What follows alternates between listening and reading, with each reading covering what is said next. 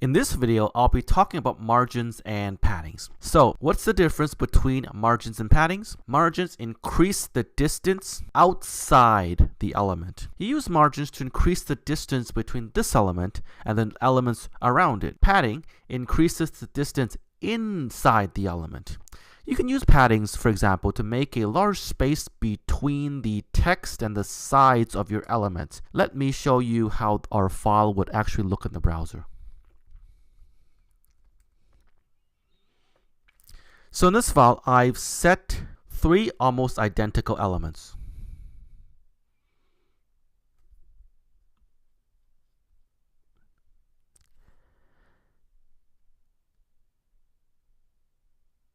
For the first element, I didn't set any margins and paddings.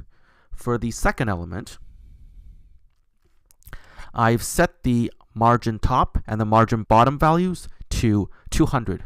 So notice how there's a big space between the orange element's top and the red elements, as well as some space between the bottom and the yellow element. And lastly, for the yellow element, I've set the top padding and the bottom padding to 200 pixels.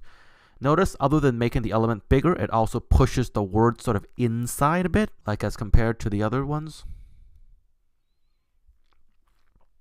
So there's now blank space that isn't filled, and this is what padding does.